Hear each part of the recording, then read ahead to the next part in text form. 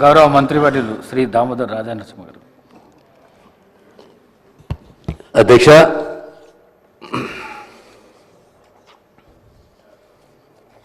ముఖ్యమంత్రి గారి స్టేట్మెంటు ప్రత్యేకంగా తెలంగాణ తల్లి విగ్రహావిష్కరణ, తర్వాత తెలంగాణ రాష్ట్ర గీతము, ఇవన్నిటిపైన చాలా చక్కగా ఓ స్టేట్మెంటు ఈ హౌస్లో ఇవ్వడము, దీని కొద్దిగా డెప్త్గా మనము ఒక్కసారి గౌరవ ముఖ్యమంత్రి గారు ఇచ్చిన స్టేట్మెంట్ని మనం విశ్లేషణ చేసుకుంటే, ఈ భూప్రపంచంలో ఏ జాతికైనా గుర్తింపు గౌరవం ఆ జాతి అస్తిత్వమే. సమాజం అనేది ఓ ప్రాంతం ఉండొచ్చు, ఓ రాష్ట్రం ఉండొచ్చు, ఓ దేశం ఉండొచ్చు. ఎక్కడైనా ఆ సమాజానికి స్ఫూర్తి అనేది ఆ సంస్కృతి, ఆ ఆచారాలు, ఆ విశ్వాసాలు, ఆ ధైర్యం, ఆ స్ఫూర్తి, ఆ మార్గదర్శకం. అంత చక్కని స్టేట్మెంట్ ముఖ్యమంత్రి గారు ఇచ్చారు. ఈ తెలంగాణ తల్లి ఉద్యమంలో ఎంత స్ఫూర్తి ఆ తల్లి ఇచ్చిందో, కవులు, కళాకారులు, ముఖ్యంగా గత 60-70 సంవత్సరాల తెలంగాణ చరిత్రను మనం తీసుకుంటే, తెలంగాణ ఎప్పుడు అభద్రతకు, ఆత్మగౌరవానికి, పోరాటముతో ముందుకు సాగింది. ఈ 60-70 సంవత్సరాల పోరాటంలో అది నిజాం కాలం కానీ, ఆ తర్వాత సమైక్య రాష్ట్రంలో కానీ ప్రధాన పాత్ర పోషించింది కవులు, కళాకారులు, సంఘాలు.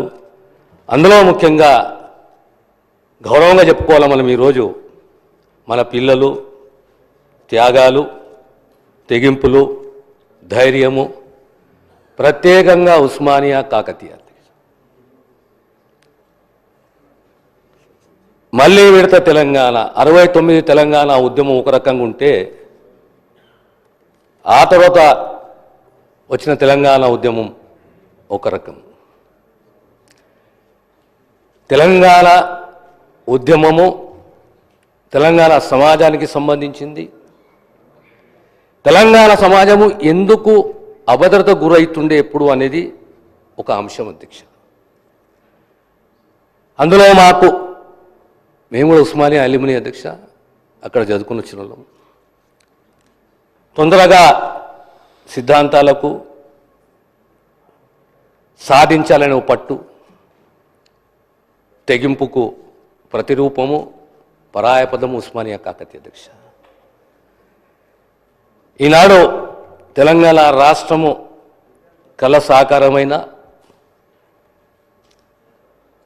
మనం ఎప్పుడు మన యువత త్యాగదనులు, త్యాగమూర్తులను జీవితంలో ఎప్పుడు మర్చిపోదు అధ్యక్ష. దానికి తోడు మనకు స్ఫూర్తినిచ్చిన కళాకారులు, కవులు, కళాకారులు, ఎప్పటికప్పుడు మనకు ధైర్యాన్నిచ్చి స్ఫూర్తినిచ్చి ముందుకు నడిపించిన ఆ త్యాగదనులను ఎప్పుడు మనం మర్చిపోదు అధ్యక్ష. ఇవన్నీ ఒక్కెత్తైతే సోనియా గాంధీ గారి యొక్క ధైర్యము, రాజకీయ నిర్ణయము, తెలంగాణ సమాజం యొక్క పోరాటాన్ని గుర్తించడము, మన పిల్లల త్యాగాలని గుర్తించడము, నష్టము జరిగినా రాజకీయంగా మేము తెలంగాణకు కట్టుబడి ఉందని చెప్పి సోనియమ్మ చెప్పడము, డిసెంబర్ 9న తెలంగాణ శుభవార్త రాబోతుంది అనేది ఒక డిసెంబర్ 9 ఆ ప్రక్రియ మొదలు కావడము, ఆ తర్వాత అంచెలంచెలుగా యూపీఏ ప్రభుత్వము పాజిటివ్ దిశగా పోవడము, ఇదే అసెంబ్లీలో తెలంగాణ అంశానికి సంబంధించి ఓ రెజల్యూషన్ ప్రవేశపెట్టడము, మా తమ్ముడు మిత్రుడు సహచర మంత్రివర్యులు శ్రీధర్ బాబు, సిడబ్ల్యూసీ యొక్క తీర్మానము, ఆ తర్వాత కాంగ్రెస్ పార్టీలో ఒక స్వేచ్ఛతోటి మీ అభిప్రాయాలు చెప్పండి,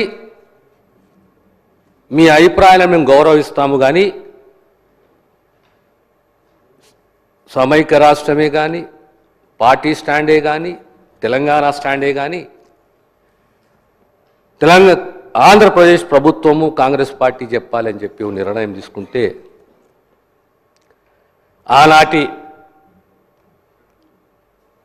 అగ్రనాయకులు ఒక్కొక్కరు స్టాండ్ తీసుకుంటే,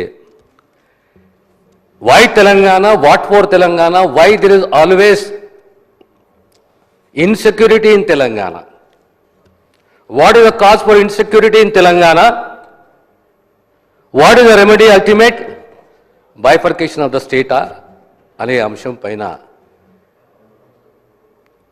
కాంగ్రెస్ హైకమాండ్ ఒక అవకాశం ఉంది అధ్యక్ష. నాకు కూడా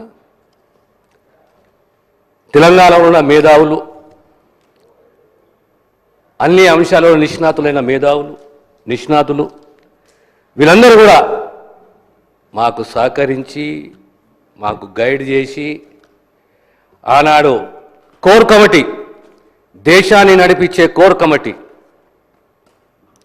సోనియా గాంధీ గారు, ప్రధానమంత్రి మన్మోహన్ సింగ్ గారు, డిఫెన్స్ మినిస్టర్ గారు, హోమ్ మినిస్టర్ గారు, ఇలాంటి నిష్ణాతులు, దేశాన్ని నడిపించే అగ్రనాయకత్వం, వారి ముందు తెలంగాణ వాదన, తెలంగాణ ఎందుకు, పరిష్కారం ఏంది, చరిత్ర ఏంది, దానిపైన ఓ 35 నిమిషాలు సుదీర్ఘంగా ఈ వాదన వినిపించే అవకాశం నాకు సోనియా గాంధీ గారు ఇచ్చారు అధ్యక్ష. ఆనాడు వాదన తర్వాత అర్థమైపోయింది తెలంగాణ కళ సాకారం కాబోతుంది అని చెప్పేసి. కానీ ఆనాడు ఆ పర్సనల్ ఇంటరాక్షన్లో పెద్దలందరితోటి, సోనియమ్మతోటి నాకు అర్థమైంది ఒకటే అధ్యక్ష, ఆ మహానేత, ఆ తల్లి మానవత్వానికి ప్రతిరూపం, ఒక కమిట్మెంటు, మాట ఇస్తే మాట నిలబెట్టుకునే ధైర్యము, ఆ నిబద్ధత ఆ తల్లికి ఉంది. ఈరోజు తెలంగాణ కళ సాకారమైన తర్వాత కూడా ఆనాటి లీడర్ ఆఫ్ ద హౌస్ ఇక్కడనే స్టేట్మెంట్ ఇచ్చిండు. తన స్టేట్మెంట్ ఈ రోజున కొత్తగా కొలుదిన తెలంగాణ రాష్ట్ర శాసనసభలో తెలంగాణ రాష్ట్ర శాసన నాయకుడిగా, తెలంగాణ రాష్ట్ర ముఖ్యమంత్రిగా శ్రీమతి సోనియా గాంధీ గారికి నేను హృదయపూర్వకమైనటువంటి కృతజ్ఞతలు తెలియజేస్తున్నానని చెప్పేసి. అధ్యక్ష,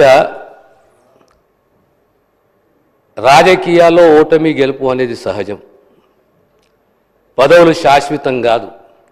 కానీ సమాజానికి, రాష్ట్రానికి, ప్రజలకు మనం తిరిగి ఏం చెల్లిస్తున్నామో అనేది చాలా ముఖ్యం.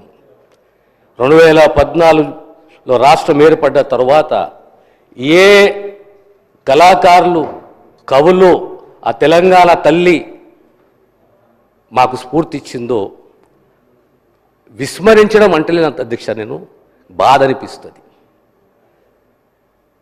ఈరోజు ఆ తెలంగాణ తల్లి ప్రతిరూపాన్ని చూస్తే నాకు మా నాయనమ్మ గుర్తొస్తున్నది. నిండు ఆభరణాలు కావు, నిండు ఆభరణాలు ఉన్న తల్లిని ఏమంటామో నాకు తెలియదు, కానీ నిండు ఆభరణాలు కావు, కానీ నాకు నా నాయనమ్మ గుర్తొస్తున్నది. నేను ఆ జాతికి, ఆ సమాజానికి చెందిన వాడిని, ధైర్యము, సత్తా, తెగింపుతోటి పెరిగిన వాడిని. అందుకే ఈరోజు మా ముఖ్యమంత్రి గారికి హృదయపూర్వక ధన్యవాదాలు తెలియజేస్తున్నాను. సబండ వర్గాల, మట్టి బిడ్డల, గట్టి బిడ్డల మా తల్లి ఎలా ఉంటుందో మీరు స్మరించుకోవడానికి మా నానమ్మలు, మా అమ్మమ్మలు ఏ రకంగా ఉన్నారో వారు గుర్తించిన విధంగా ఈరోజు తెలంగాణ తల్లిని మాకందరికీ అందించిన రాష్ట్ర ముఖ్యమంత్రి గారికి ధన్యవాదాలు తెలియజేస్తూ, ఇలాంటి ఎమోటివ్ ఇష్యూస్లలో ఎప్పుడు రాజకీయాలు ఉండదు అధ్యక్ష. రాజకీయాలు, స్వార్థాలు, ఆశలు, అతి ఆశలు అన్నీ ఉంటాయి. కానీ at the end of the day we do not know the 4th generation or the 3rd generation. కనిపించని దారి గురించి ఆశపడడం అంటే మూర్ఖత్వం. చరిత్రలో మిగిలిపోవాలంటే త్యాగం ఉండాలి, ధైర్యం ఉండాలి, దార్శనికత్వం ఉండాలి. మొదటి సంవత్సరం వేడుకలు డిసెంబర్ 9. సోనియమ్మ ఆ రోజు మాటిచ్చి మాట నిలబెట్టుకున్నది. మా త్యాగాలని, మా మొండి ధైర్యాన్ని గుర్తించింది. కనుక వారికి ఎప్పుడు రుణపడి ఉంటాము. ఈరోజు ఈ విగ్రహావిష్కరణ ఒక పండగ వాతావరణంలో మనం అందరం కలిసికట్టుగా ఈ విగ్రహావిష్కరణ పండుగ చేసుకోవాలి. ఈరోజు ఈ అవకాశం ఇచ్చిన అధ్యక్షునికి ఇంకా చాలా విషయాలు మాట్లాడాలనుకుంటున్నాను అధ్యక్ష, కానీ ఈ అంశాన్ని ఇక్కడికే నేను ముగిస్తున్నాను అధ్యక్ష. ధన్యవాదాలు.